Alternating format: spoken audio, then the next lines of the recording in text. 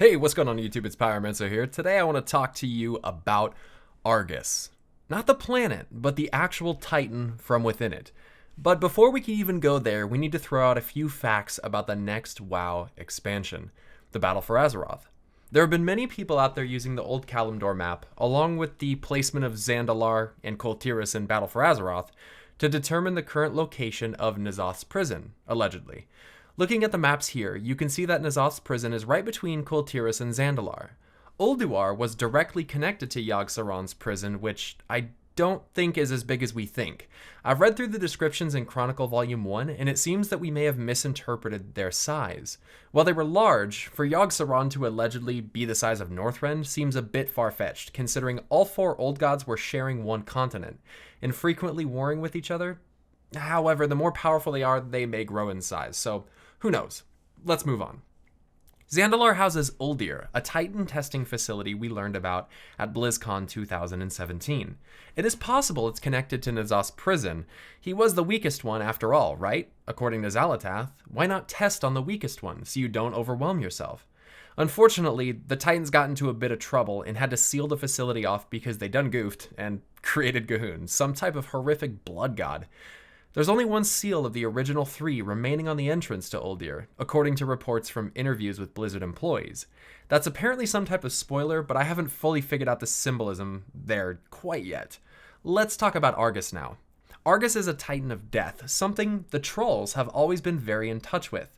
The Loa, spirits, death. It's ironic that Argos looks so similar to the trolls, specifically the Zandalari. I have some things to compare between models, art styles, and color schemes to the Zandalari trolls we find on the Isle of Thunder in Mists of Pandaria. Aman'Thul's temporal attacks couldn't stop Argos. Argos represents death, and we've heard time and time again about how death is eternal. Argos also pulled us directly into the spirit realm during our fight with him in Antorus. Even Nozdormu is locked in time to eventually die. Because it didn't work, Eonar brings us back to life. She is our savior in this instance, as Eonar is the Titan that embodies life. The other Titans help forge and create things, but Eonar really was the essence of life, hence her title as Lifebinder. Alexstrasza, the Lifebinder, is also her aspect who, besides Nozdormu, is the only remaining original dragon aspect that's alive. Alexstrasza unfortunately got added to the Nexus in HOTS recently, so we should keep a close eye on her in the Warcraft universe. Moving on, in Chronicle it's said that not a lot is known about the Shadowlands, which is interesting, considering it was something that is written to be factual information. We don't know how it was created, who created it, or the direct purpose it serves. We don't know what even exists in the areas of the Shadowlands you can't venture to in death, assuming we're reaching the actual Shadowlands, and not some form of limbo when we die. The fact that you can see all the physical objects and, well, based on the debuff you get, suggests when you die, you actually turn into a ghost. But if you're a ghost, your spirit hasn't traveled fully into the afterlife. You're literally stuck in place. But it's okay because the spirit healers in Prime Naru bring us back to life. Honestly, we don't really know much about it though. The Shadowlands seems to be kind of the opposite of the Emerald Dream. Not so much the Emerald Nightmare per se, but instead of being pure life, it's a place of death and despair. However, we are aware that the wild gods are connected to the dream. This is common knowledge, and some say that the Loa are a form of wild god. But I'd wager the Loa, who we'll be dealing with heavily in BFA, are actually attached to the Shadowlands. The only thing is, the trolls are very in touch with the Loa. The trolls also look very similar to the Titan Argos, like I said. It is only stated in legend that Aman'Thul was the first Titan to awaken, and perhaps he was, but what if Argos actually had been meddling with Azeroth before the other Titans had even found it? This predates the Curse of Flesh, predates the death of the Titans, all of it. If Argos was messing around with the Titan facility of Uldir, which, by the way, is allegedly crafted, based on the concept art we've seen, in a very troll-themed architecture, something we've never seen from Titans before. It's also located strangely close to the main city in Zandalar. It would make sense that the trolls worshipped him. But what if Argos actually crafted the Shadowlands, and that's what the Loa are attached to? Exactly the opposite of how Eonar and Freya crafted the Dream, which has the wild gods instead. What if the Titans arrived and saw the death in what Argos had been doing, having trolls making sacrifices to the Loa and all that, and decided it went against their grand design?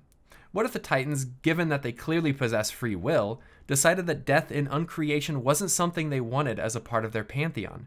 But, as we know, there must always be an equal opposite, so they likely wouldn't have been able to destroy the Shadowlands, and even if they could, they might have just left it because. There is, of course, always the possibility that Argus crafted the Shadowlands, and then, because the bodies of the old gods were so huge, the Titans actually placed the old gods into the Shadowlands. This could explain the Rift of Uln. Perhaps, like I stated before, if you were actually reading the text that popped up when it was showing the Rift of Uln, I suggest briefly that the Rift of Uln is actually a bridged connection between the Shadowlands and the Dream. Since the Dream and Shadowlands basically seem to be equal opposites, I think the nightmare is the darkness of the Shadowlands corrupting the Dream itself. This could explain also why the chains that bind the old gods into their prisons that we see with Y'Shaarj and with Yogg-Saron are actually ethereal chains. They don't seem to be physical chains, but more spiritual. So it makes sense that perhaps the old gods are locked up inside the Shadowlands, hence why they seem to be okay with us killing them and why they always talk about death. And in order to keep the Shadowlands from being reopened, the Pantheon had to get rid of Argus. You can go further as well, questioning how the planet of Argus was created. When Argus shows Illyria his memories in the audiobook of 1000 Years' War, it shows her that it was energy, pure energy that found a sun, and since it was warm, it fell asleep. A planet then built itself upon Argus, something I find to be very strange considering it contradicts how Chronicle describes the Titans as awakening from within planets. Civilizations lived and died upon Argus, including the Draenei, beings that worship the light like Prophet Velen, living amongst a rock with a death titan inside of it. It's really weird.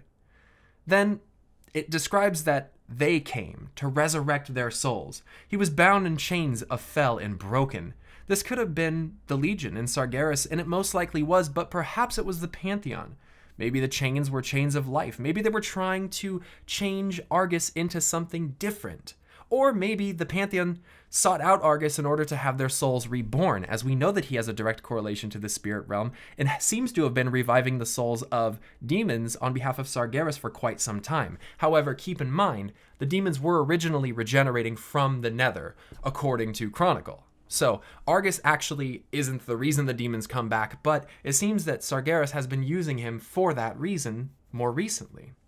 This could have been the Legion, like I said, and it most likely was, but ironically, the Legion, one thing I want to point out about them is that even though they're chaotic, they're very ordered, very strategic, arguably more strategic than any other force we've ever seen. However, they're born of Fel, pure chaos, the opposite of order. It's strange to think about, but it's true. If the Pantheon knew what Argus was capable of, like I said, they may have sought him out again in order to have their souls reborn. We know that Argus has the power to do it. The Pantheon seeking out Argus could be completely wrong. That's why we call it speculation. But I'd love to know what you guys think. I just think it's very weird that we have Sylvanas, who is undead, coming back into the main scene with a big plot line. We have Illyria and her void influence becoming a very major problem. We have the Ethereals returning, and they're actually likely going to join us on Argus. We have this chaotic sword stuck in the ground of Silithus, which actually seems to be doing good for the blood of Azeroth. Obviously, Azeroth is bleeding, but at least it's coming up pure and ordered and blue like we see it. That could actually be a good thing. And here's one final thought. What if Argus is naturally red? What if that is the actual normal color of Argus, and Sargeras, through death, conversion with Fel, actually found a way to turn him into arcane? The same way that Sargeras stabs his sword of death and chaos into the world, and somehow we see perfectly ordered Azerite bubbling up around it. Again, it's just a thought, but let me know what you guys think. I certainly appreciate you making it all the way to the end of this video. I try to keep it relatively short, but I appreciate you guys very much. Please, please, please feel free to join my Discord, which I'll have a link to down in the description below. I love to get you guys in on the conversation because if it's only one person trying to come up with this stuff, I'm sure we're going to miss some things. But if you guys don't know, I do have a Twitter and a Twitch page. I would certainly appreciate it if you followed me over there. And make sure you like this video if you liked it, subscribe for more content, but you've been using YouTube long enough, you know how that works. But anyway, guys, I appreciate it. Love you guys very much. Stay awesome, and until next time, I will see you guys later. Peace.